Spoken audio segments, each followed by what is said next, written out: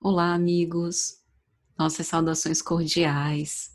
É com muita alegria que nós estamos aqui mais uma vez para a Fraternidade Espírita Irmã Sheila, essa casa tão querida ao nosso coração, na qual temos amigos tão especiais.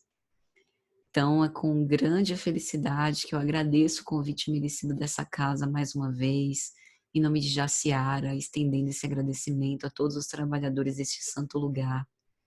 Que Deus renove em todos o desejo de servir, hoje, agora e sempre, principalmente nesses dias tão belicosos, tão difíceis pelos quais a gente tem atravessado. Aproveito também para saudar a todos os amigos que nos ouvem através da internet, que Deus os abençoe e que nós possamos estar irmanados nesses momentos para reflexionar sobre as profundidades da nossa alma imortal. Que Deus abençoe os nossos bons propósitos. Então, minha gente, antes de começar, eu gostaria de convidar a todos para que nós possamos fazer uma mínima prece. Aqueles que se sentirem confortáveis, que fechemos os nossos olhos, deixando todas as nossas preocupações e inquietações do lado de fora, e que nesse momento, irmanados, possamos trazer Jesus à nossa tela mental como figura de paz, de acolhimento, de mansuetude, de compreensão e de bondade. Mestre Divino, nós te agradecemos pela oportunidade de viver, te agradecemos pela oportunidade de serviço, de estarmos aqui hoje com o propósito de reflexionar sobre o pensamento, sobre a sua relação com a nossa conduta moral, e que nós possamos, Mestre amado, ter a coragem, a resignação, a força suficiente para colocar em prática todos os vossos ensinamentos que nos forem possíveis de praticar, e que o Senhor sempre nos auxilie e nos fortaleça em nossas provas, que caminhemos com muita caridade e perseverança sempre. Que Deus seja sempre louvado, hoje e sempre, que assim seja. Então, gente, vamos começar, primeiro, como sempre, agradecendo essa pérola, né? A equipe doutrinária da Fraternidade Espírita Irmã Sheila, sempre muito criteriosa em escolher obras tão fiéis, né, à codificação kardeciana, que nos favoreçam raciocínios e reflexões profundas sobre a nossa existência. E para este mês foi escolhido nada mais, nada menos do que O Problema do Ser, do Destino e da Dor, de Leon Denis, uma obra fabulosa, que sempre vale a pena a gente ler e reler, estudar continuamente, porque tem uma linguagem poética, profunda, fácil, né, de ser compreendida, e que com certeza nos aproxima mais desse desejo de sermos melhores. E o capítulo que nos serve de tema para hoje é o capítulo 24, que está na terceira parte do livro, As Potências da Alma, que cá entre nós é o meu preferido, né? É sempre assim, muito impressionante quando a gente se defronta com uma literatura como essa, que nos mostra as potencialidades que temos para desenvolver e que muitas vezes a gente não dá tanta importância ou não liga com o afinco necessário. Então, no capítulo 24, Leon Denis vai falar sobre a disciplina do pensamento e a reforma do caráter, né? Então, vamos tentar fazer alguns comentários sobre o que ele nos diz. A metodologia, digamos assim, que eu vou usar hoje é uma folhinha, né, algumas folhinhas aqui, em que eu coloquei trechos da obra, e a gente vai tentar fazer algumas reflexões sobre essas partes pinceladas. Então, desde já peço a vocês, né, encorajo para que leiam. A leitura realmente é insubstituível, não conseguirei aqui manifestar, né, todo o ensinamento ali contido, para que a gente possa se apropriar juntos desse conhecimento, a fim de colocar em prática nas nossas vidas, tá certo? Então vamos começar. Leon Denis diz que o pensamento é criador, e ele atua não somente em torno de nós, influenciando-nos mutuamente, para o bem ou para o mal. Mas, principalmente, o nosso pensamento age em nós. Isso que ele fala é muito representativo, porque nós já sabemos da psicosfera que temos, né?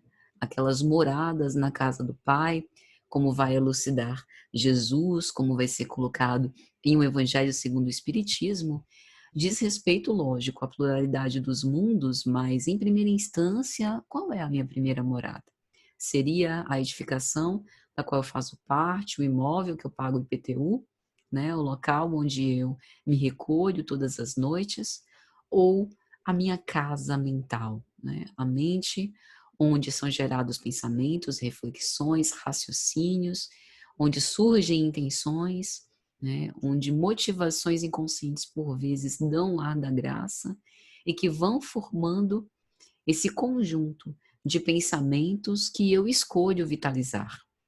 Então, nós já sabemos dessa característica de plasticidade do próprio pensamento, no sentido de nós plasmarmos essas ideias e dessas ideias terem relevância a depender do seu teor, da sua qualidade para a nossa vida psíquica, para o nosso estado emocional e também para o nosso estado espiritual.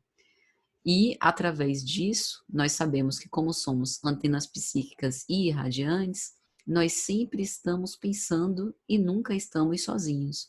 O Espiritismo matou a solidão, no sentido de que nós nunca estamos desconectados, né? Outras mentes se associam conosco, e isso, a qualidade desses pensamentos, o nível moral dessas mentes, vai se associar com base naquilo que seja a qualidade também dos nossos pensamentos. Tanto que pela prece, quando ela é sincera, quando a gente faz uma prece de coração, em que realmente a gente abre os nossos corações, nós estamos, pelo menos naquele momento, temporariamente sintonizando com os espíritos elevados.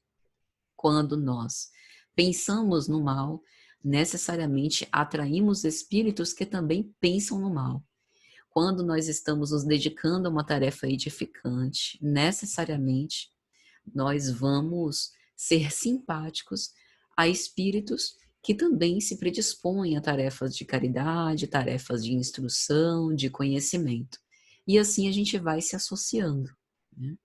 A obra Pensamento e Vida, pelo Espírito Emmanuel, a psicografia de Chico Xavier, fala bastante sobre esse assunto, no sentido de que nós sempre somos a coleção de muitos, né? E, além de nós nos influenciarmos mutuamente, que diz respeito à questão da sintonia dos pensamentos, de nós andarmos com as nossas parcerias por sintonias de pensamentos, né? Leon Denis vai adicionar que os nossos pensamentos agem em nós. Isso significa que os nossos pensamentos formam o nosso caráter moral. Podem deformar ou reformar o nosso caráter. Porque para que eu possa agir no bem, eu preciso pensar no bem. É impossível, né, que uma árvore boa, como dizia Jesus, dê maus frutos. E que uma árvore má dê bons frutos. Para que eu possa dar bons frutos, a minha essência, a forma como eu fui desenvolvida, o DNA da minha árvore, e isso implica os pensamentos que eu tenho, né? Porque são produto de uma mente mais sadia ou mais doentia, necessariamente também precisam ser relevantes, dignificadores, né? De sentido mais profundo, mais elevado. É lógico que pela alternância dos pensamentos que nós temos, nem sempre a gente tem a condição de nos sintonizar com essas faixas mais elevadas. Então é por isso que o título do capítulo é Disciplina do Pensamento. Joana de Ângeles Espírito vai dizer que todos nós pensamos e o ser humano é um animal de hábitos. E nós também temos hábitos mentais, os pensamentos que recorrentemente nós vitalizamos. E para que nós possamos desenvolver hábitos mentais, para que a gente possa reformar os nossos hábitos mentais, é muito mais dispendioso em termos de energia psíquica, nós declararmos uma guerra contra os hábitos mentais que condenamos, do que desenvolver hábitos mentais novos, mais edificantes, né? Carl Gustav Jung, que tem também essa ideia, que para que a gente possa reformar dentro do nosso psiquismo certas estruturas, né, que foram feitas, né, que foram criadas, alimentadas ao longo dos anos, a gente precisa do mesmo investimento libidinal, por assim dizer, né? Nessa libido no sentido de energia totalitária do nosso psiquismo, segundo Jung. Então, os nossos hábitos mentais, todas as vezes que a gente investe energia psíquica para combatê-los, nós acabamos reforçando, porque há uma vitalização, mesmo que esse não seja o nosso desejo. Então, é muito mais fácil a gente desenvolver hábitos mentais novos e enfraquecer a vitalização dos hábitos mentais antigos que, eventualmente, a gente quer se desprender, né? Não quer mais nutrir. Leon Denis diz também que nós modelamos a nossa alma e o seu invólucro com os nossos pensamentos. Os pensamentos produzem formas, imagens que se imprimem na matéria sutil de que o corpo fluídico é composto. Nós já sabemos dessa constituição trina do ser, do espírito imortal encarnado. Nós temos um corpo, mas não somos um corpo. Nós somos espírito e um envoltório fluídico de matéria quinta essenciada que envolve o espírito imortal que nós somos é denominado pela codificação kardeciana como perispírito. E as propriedades do perispírito são diversas, inclusive a propriedade da plasticidade. E essa plasticidade pressupõe uma modelagem, e essa modelagem, Kardec tem até uma analogia super interessante no livro A Gênese, que faz parte da codificação kardeciana, quando ele vai falar do capítulo 14, os fluidos, dizendo que a mão é para o homem o que o pensamento é para esse fluido que a gente molda, tanto falando do fluido universal, quanto falando desse material de que é composto o perispírito. Então, quando nós pensamos, nós projetamos, criamos fluidicamente imagens, formas que vão se imprimindo nessa matéria sutil.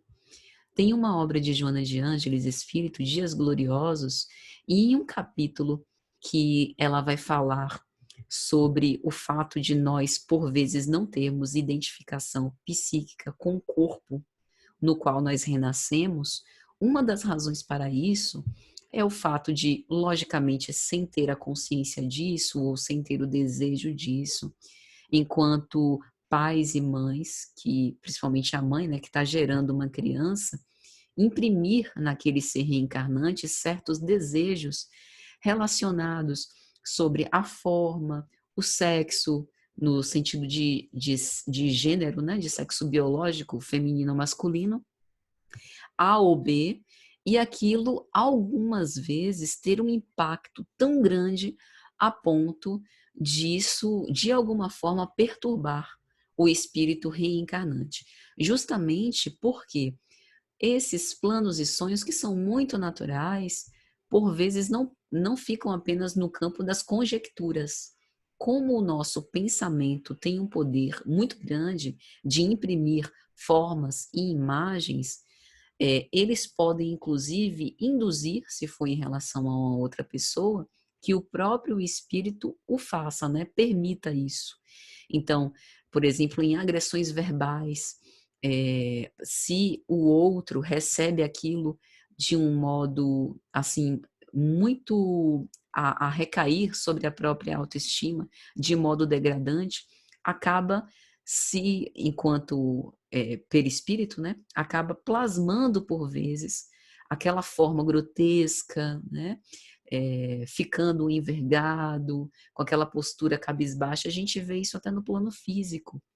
Por vezes, pessoas que são constantemente agredidas, né, verbalmente, que estão sendo mantidas em relacionamentos perniciosos, né, relacionamentos patológicos, abusivos, por vezes a gente vê inclusive na postura, no semblante e também em relação aos próprios pensamentos que tem de si, um recaimento na autoestima que passa a ser baixa, sentimentos de culpa, de autodepreciação, que a gente fala com muita frequência na clínica, né, principalmente na clínica psicanalítica, distorção de autoimagem. O que é isso? Senão os pensamentos do ser que vão moldando com formas e imagens a imagem que ele tem de si mesmo e que perispiritualmente também tem reflexos, porque vai ter reflexos, será reflexo dos seus pensamentos e terá reflexos também no seu comportamento, né. Então, como esse corpo fluídico é moldável, os nossos pensamentos têm uma força extraordinária para fazê-lo. E é lógico que os nossos comportamentos morais também. Por isso que, por vezes, algumas pessoas criticam as obras de André Luiz, acredito particularmente porque não tiveram a oportunidade de se debruçar com calma e paciência nos seus ensinamentos profundos sobre a vida no mundo espiritual, criticam quando ele coloca informações como manchas no perispírito indicando questões de ordem moral. É a forma de expressar essas sinalizações de formas grotescas, como é o próprio conceito de ovoide que ele vai trazer, desse perispírito que é moldável e que acaba se deformando de uma forma tão complexa e tão completa, de nem se assemelhar mais à forma humana, né? Se molda de tal modo que parece algo disforme, né? Algo abjeto, algo que se desumanizou até, né? Então, isso é muito grave. Então, essas informações de Leon Denis são colocadas justamente para que a gente possa ter noção da força do pensamento, que não é aquela autoajuda, que há vários tipos, né, de autoajuda, lógico que há literaturas respeitáveis, mas não é aquela autoajuda, vou chamar assim, de automática, para não usar outro termo, né, para não ser pejorativo. Mas não é aquela autoajuda automática do tipo, penso num Pix de R$ 50 e o Pix de R$ 50 está na minha conta, né? Mas as minhas posturas de frivolidade ou de austeridade, de graciosidade ou de disformidade, elas estarão, de certo modo, impressas e estarão evidentes nesse corpo que está sendo plasmado através dos meus pensamentos. A beleza ou fealdade, tem uma obra de André Luiz também, que ele vai fazer uma visita a um casal e ele se depara, né, com uma moça muito bonita, muito formosa, e quando ela, em emancipação da alma, se desdobra por ocasião do sono, ele se assusta, porque a visão do seu corpo espiritual é completamente diferente do seu corpo físico.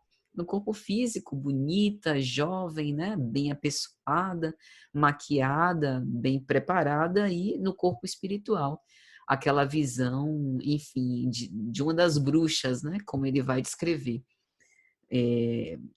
com um aspecto um tanto quanto grotesco. Diz respeito a essa vida íntima, né, a essa vida moral alimentada.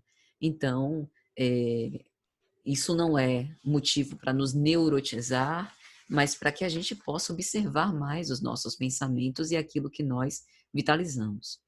Leon Denis também vai dizer que não há assunto mais importante que o estudo do pensamento, dos seus poderes e da sua ação, que o homem só é grande, só tem valor pelo seu pensamento, porque o pensamento revela quem nós somos, né? Veja que ele não utiliza a palavra inteligência ou brilhantismo. Ele está falando dos pensamentos. Os pensamentos que nós produzimos são fruto dessa mente viva, né? Desse espírito imortal que tem impulsos, que tem intenções, que tem inclinações, pendores para o bem ou para o mal. E que com base nisso pensa mais no bem ou no mal. Eu me lembro de O Evangelho segundo o Espiritismo, no capítulo que vai ser falado sobre bem-aventurados os puros de coração, que Kardec utiliza essa expressão, né? Dizendo que há uma espécie de gradação. Aquele que sequer pensa no mal, ele já tem essa proximidade muito grande, né, com a pureza de coração. Essa pureza de coração implica não cogitar o mal. Aquele que pensa no mal, mas consegue, através do seu comportamento, controlar os seus impulsos para não levar às vias de fato, né, já está a um passo de consegui-lo. Utiliza o seu esforço pessoal com o objetivo de vencer a si mesmo. E aquele que se compraz com o mal, esse realmente tem todo o trabalho a fazer, né? Que muitas vezes nós estamos nessa situação ainda, que é a situação em que a gente é agredido verbalmente, quem não acha um absurdo, né? Ser agredido verbalmente e vem aquela raiva, aquele sentimento de que eu preciso me defender, eu vou devolver a ofensa, né? Eu não posso ficar calado, porque eu não vou tolerar esse tipo de coisa, e de partir para esse enfrentamento, né? Quantas vezes a gente, nessa situação, observa o outro como enfermo, mesmo sendo uma forma de abuso, né? Mas a gente tratar por outras vias, tentar resolver de outra forma e não indo para quebra de braço, que entra naquela questão de O Evangelho segundo o Espiritismo, capítulo 12, amai os vossos inimigos, o duelo. Isso é o duelo de palavras. A gente não pega mais em armas, né? Não desembainha em espada para poder, enfim, cortar o outro, mas a gente utiliza, digamos assim, as palavras perfurocortantes, as palavras afiadas, né? As palavras que agridem, que muitas vezes ferem de morte, como uma espada afiada, né? Ou até pior. Então, é importante a gente pensar tudo isso, porque, de fato, o pensamento tem um poder criador muito grande. E a grande questão está na qualidade do pensamento. Então, por isso que Leon Denis vai dizer que o homem só é grande, só tem valor pelo seu pensamento. Porque é aí que a gente atesta o que essa árvore produz, né? Qual a sua essência, qual a sua potência. Então, é importante a gente pensar nesse tipo de coisa. É lógico que nós, como a gente falou, ao longo do dia, enfrentando as circunstâncias, os nossos pensamentos vão variar, a gente vai variando de faixa, mas a disciplina do pensamento deve ser sempre esse local para o qual a gente se dirige com o objetivo de ter uma postura, enfim, mais digna. Eu me lembrei também de Estevão, na obra Paulo e Estevão, pelo Espírito Emmanuel, alguém que já tinha potências da alma bastante desenvolvidas, como tolerância, paciência, resignação, obediência, coragem, né? Eu confesso que da primeira vez que li, já tem algum tempinho, que eu tinha 15 anos, eu ficava irritada com a postura de Estevão. Eu confesso, com vergonha, mas confesso. Eu não entendia, mas que bobo, que tolo, e a boba era eu, né? Como assim? Ele amarrado, né, no templo, nas proximidades do templo, para ser apedrejado naquele julgamento insensato que Saulo de Tarso promove. Saulo se aproxima dele, o esbofeteia na face e ele não reage. Então, o sabor dos anos, não vou dizer quantos, mas o sabor dos anos recentemente me fez vê-lo de modo sumamente diferente, né? Hoje eu espero um dia ser digna de ter um pouco dessa obediência e resignação de Estevão. Ainda não tenho. Reconheço que ainda não tenho. Talvez seja um pouco mais tolerante do que já fui antes, né? Comparando com a minha própria vida. Mas ainda estou longe de ser como Estevão, né? Porque em Estevão a gente tem o perdão gratuito. Ele era um jovem, né? Que provavelmente não tinha nem 20 anos completos ainda. Então, os hormônios né, todos os impulsos da juventude nele estavam presentes. Ele estava encarnado, né? Mas, de fato, já tinha caracteres morais muito mais elevados. Mas isso não foi uma auréola depositada sobre a sua cabeça por benefício de Deus. Foi conquista própria ao longo dos anos, e essa conquista se dá através da renúncia. É essa renúncia que a gente está sendo convidado a participar, que está em o outro me agredir e eu utilizar a linguagem da não violência, o que é bastante difícil. Mas a gente está sendo convidado à disciplina, não só do pensamento, mas também a reforma do nosso caráter, né? A mudança da nossa conduta. Então, Leon Denis vai dizer também a oração, a comunhão pelo pensamento, com o universo espiritual e divino, e o esforço da alma para a beleza e para as verdades eternas, como são importantes. Através da prece, nós elevamos, ainda que esse não seja o nosso estado, até poderia ser, né? O nosso estado contínuo, mas naquele momento da prece, nós elevamos os nossos pensamentos, saímos dessa faixa tumultuada, tormentosa, em que muitas vezes nós nos demoramos e temos um respiro para o espírito imortal que nós somos. Por isso a prece é um alimento, para que a gente possa reabastecer as nossas forças, as nossas energias, né?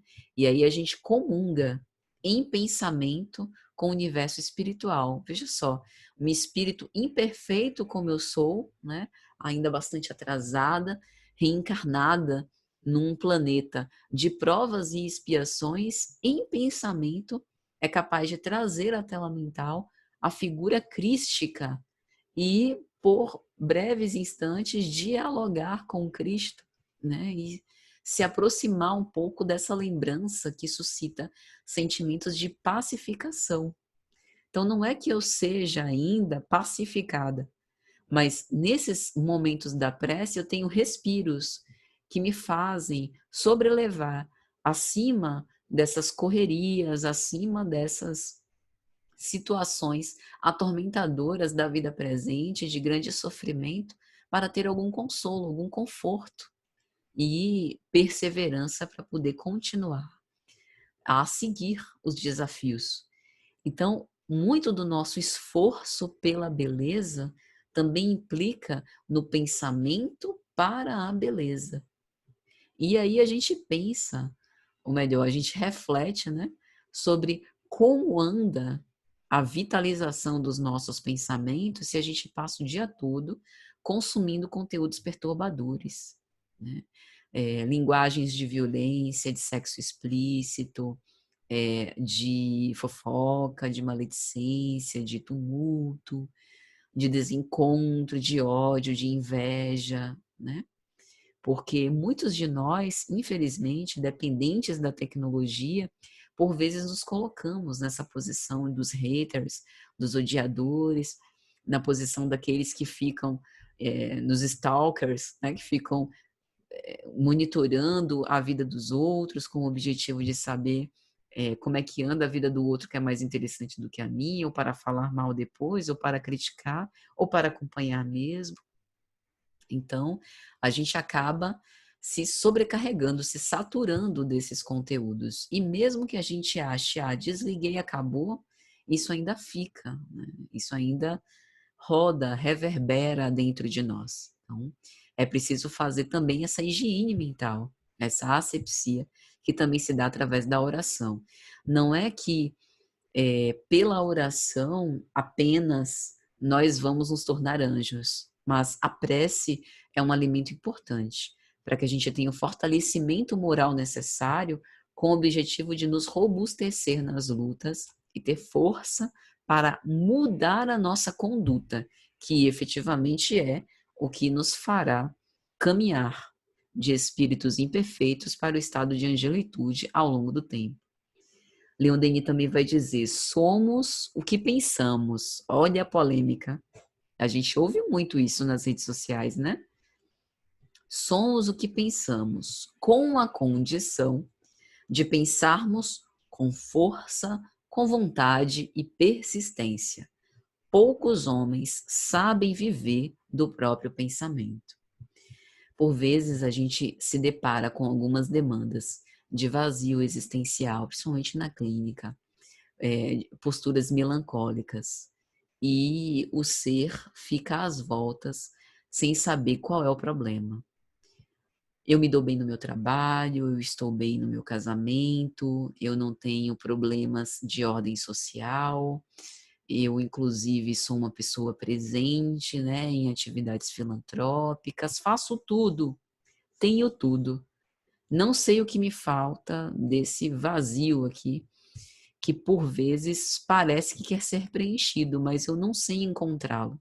Não sei qual é o buraco que eu tapo, né, que está me causando essa hemorragia emocional, por assim dizer. E muitas vezes a questão está na vida interior. Aí a gente vai pensar, mas como assim, Patrícia? Que vida interior, né? O que é exatamente essa vida interior?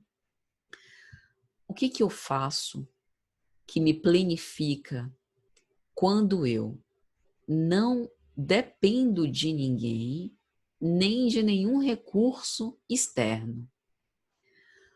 O que relacionado com o ser, então, com a minha própria essência, com os meus próprios pensamentos, né, com os meus próprios desejos, eu tenho a oportunidade de me escutar e de desenvolver atividades que permitam estabelecer essa ponte ao me escutar.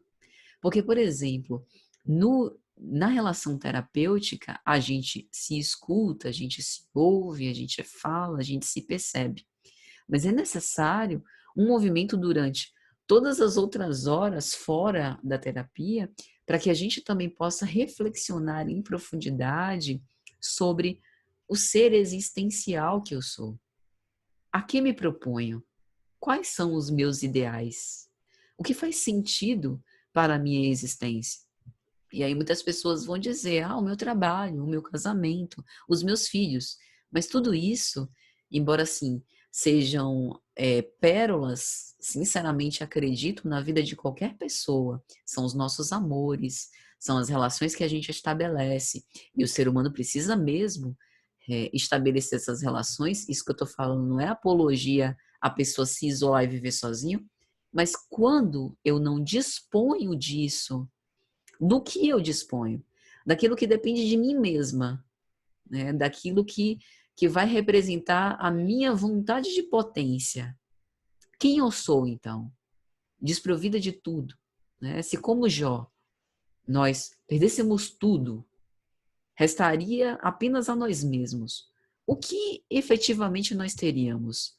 Teríamos a nossa coragem de recomeçar no dia seguinte? Teríamos a alegria a repartir, mesmo desprovidos de tudo? Quem somos? Né? E é lógico que essa percepção do quem somos é uma discussão profunda, filosófica, que a gente vai descobrindo e se redescobrindo ao longo do tempo. Mas Leon Denis já dá a dica. Somos o que pensamos, com a condição de pensarmos com força, com vontade, com persistência. Então, na verdade, nós somos o que nós vitalizamos. Essa é a nossa realidade existencial. E o que nós vitalizamos? Porque se vitalizamos aparências exteriores, quem somos? Enquanto eu estou viva, eu sou uma personalidade. E depois que eu morrer? Quem sou desaparecerá. Virará uma certidão de óbito. Até o corpo irá se desmanchar ao longo do tempo. Então, se eu não vitalizo algo que passa, transcende, eu não existo. Eu não sou. Eu sobrevivo. Eu realizo. Eu funciono nas relações sociais, mas eu não sou. Eu tenho, mas eu não sou. Eu dou. Aí é um pouco do que eu sou. Não exatamente do artefato material que eu dou, mas nesse gesto de doação, o que eu dou além do que materialmente eu dou, isso eu sou. Porque sou eu. É meu e eu posso me desfazer, né? Por exemplo, o dispêndio de tempo, o dispêndio de atenção, o dispêndio de alegria. Isso eu sou, né? Então, veja, assim, a sabedoria extraordinária de Leon Denis. Poucos homens sabem viver do próprio pensamento. Será que nós conseguimos nos nutrir dos nossos próprios pensamentos? Ou a gente ficaria intoxicado?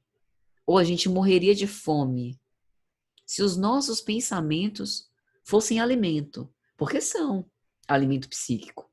Mas pensando assim no corpo físico, se nós pudéssemos comer os nossos pensamentos, eles seriam saborosos, nos deixariam saciados, ou a gente passaria mal.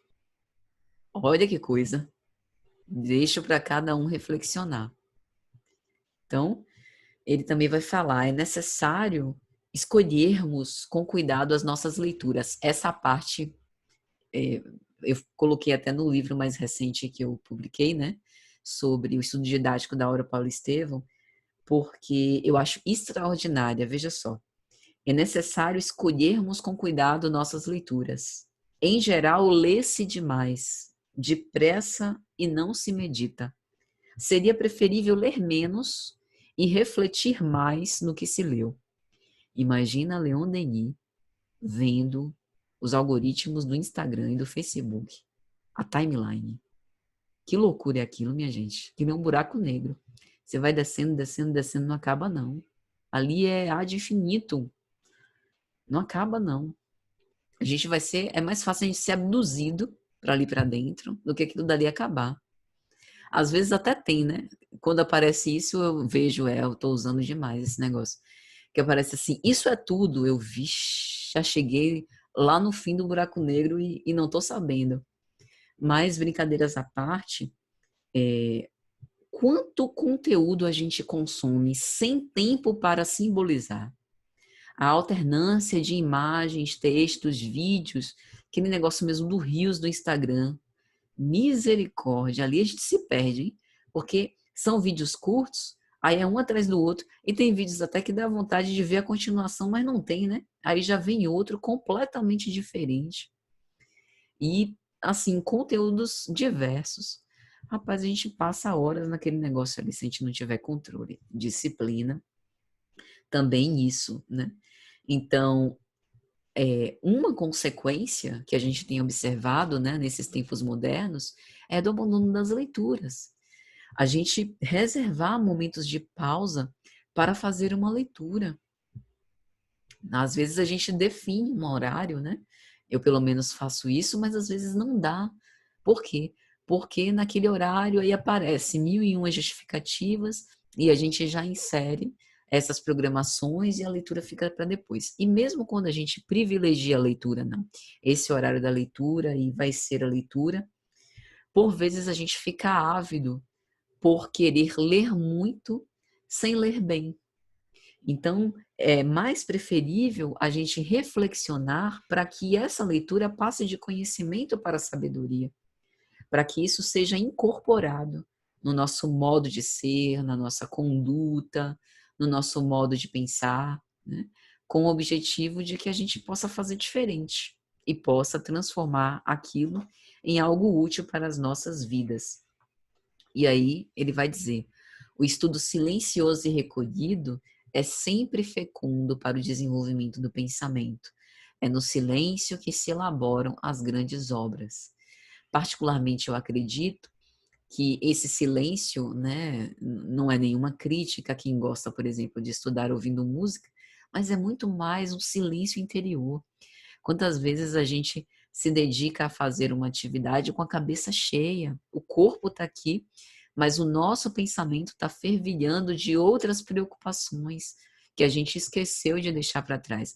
Por isso que quando antes de iniciar a palestra, a fazer a prece, que eu convido, né, vocês junto comigo, da gente se conectar psiquicamente, elevar os nossos pensamentos, eu faço questão de frisar. Vamos deixar as nossas inquietações e problemas para trás, pelo menos tentar separar nesse momento. Fazer esse silêncio primeiro, né?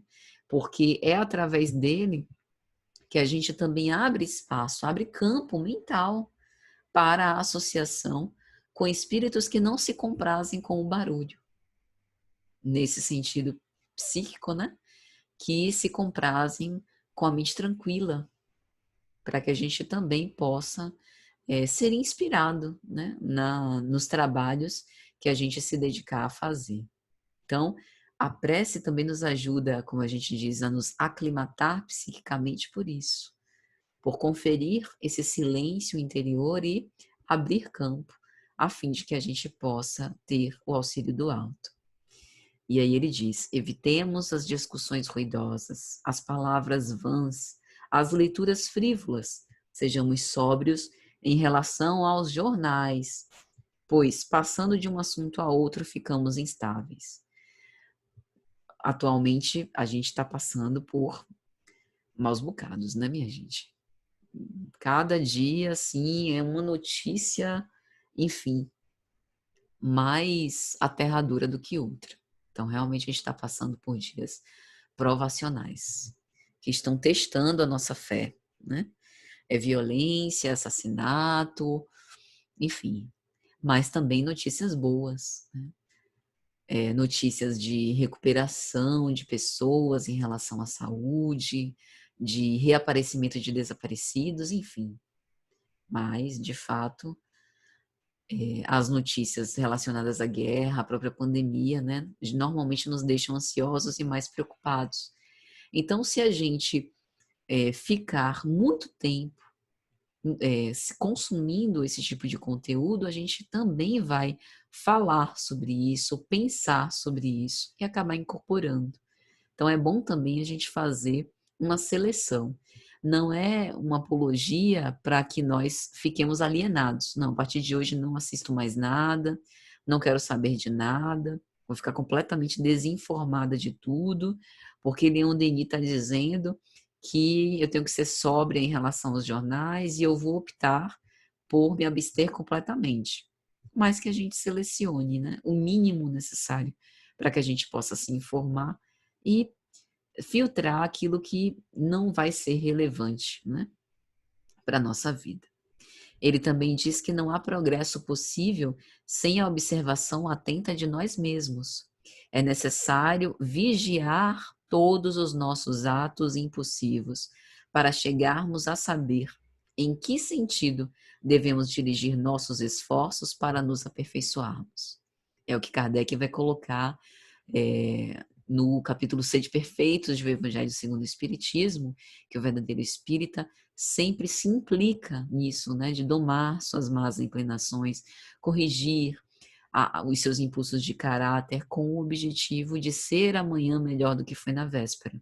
Então, é lógico que a gente, no momento, né, de um pensamento que nos leva a um impulso, não dá tempo, explodiu, mas o ato impulsivo, depois que acontece, ao invés da gente mergulhar na culpa, né, da gente se recriminar de uma forma autodepreciativa em relação àquilo, que a gente analise, raciocine, como vai dizer Santo Agostinho, em O Livro dos Espíritos, que pelo menos antes de dormir a gente passe em revista os pontos mais marcantes da nossa trajetória naquele dia e a gente analise o que a gente quer repetir e o que efetivamente a gente não quer dar continuidade no dia seguinte para que a gente assim consiga empreender pequenas mudanças na nossa vida, né?